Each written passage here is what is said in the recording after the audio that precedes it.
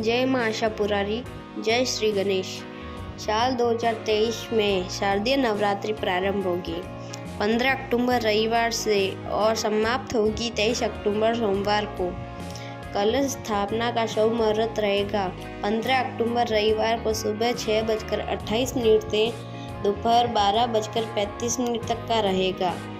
अभिजीत मुहूर्त जो कि सबसे शुभ माना जाता है वो सुबह 11:49 से 12:35 तक का रहेगा। इन्हीं दिनों मुहूर्त में से आप किसी भी मुहूर्त में कलश स्थापना यानी कि घट स्थापना कर सकते हैं। घट स्थापना हमेशा प्रतिपदा तिथि में शुभ मुहूर्त में ही करनी चाहिए। 15 अक्टूबर रविवार को शारदीय नवरात्रि का पहला दिन रहेगा। माँ शैल पुत्री की पूजा इस दिन की जाती है। शारदीय नवरात्रि का दूसरा दिन 16 अक्टूबर सोमवार को और माँ ब्रह्मचारिणी की पूजा इस दिन की जाएगी। नवरात्रि का तीसरा दिन 17 अक्टूबर मंगलवार को और माँ चंद्रघटा की पूजा इस दिन की जाती है। नवरात्रि का चौथा दिन 18 अक्टूबर बुधवार और माँ कुष्मांडा की पूजा इस दिन की जाती है। नवरात्रि का पांचवा दिन 19 अक्टूबर गुरुवार को और माँ स्कंद माता की पूजा इस दिन की जाएगी।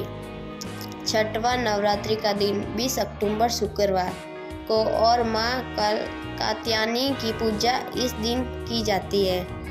नवरात्रि का सातवां दिन जो कि 21 अक्टूबर को है और इस दिन माँ दुर्गा की कालरात्रि की पूजा की जाती है।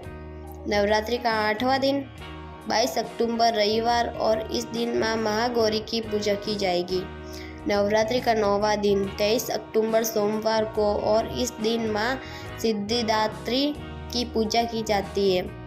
10वां दिन रहेगा 24 अक्टूबर मंगलवार को और इस दिन माँ दुर्गा की प्रतिमा का विसर्जन कलश विसर्जन किया जाएगा और इसी दिन विजयदशमी यानी कि दशहरा का पर्व भी मनाया जाएगा।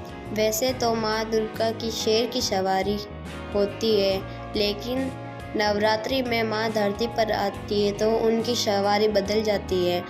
माँ जगदम्बा के आगमन की सवारी प्रारंभ होने वाले दिन यानी कि पहले दिन पर निर्भर करती है और उसी दिन के आधार पर उनकी सवारी तय होती है और इसी प्रकार जिस दिन वे विदा होती है उसी दिन के आधार पर प्रस्थान की सवारी तय होती है।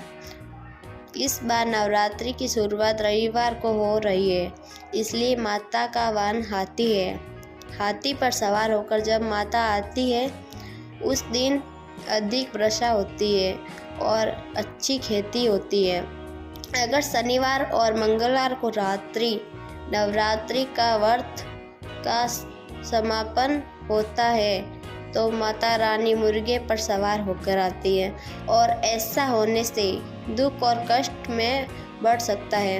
इसलिए सभी भक्तजनों से ज़्यादा व्रत रखें, ये निवेदन है।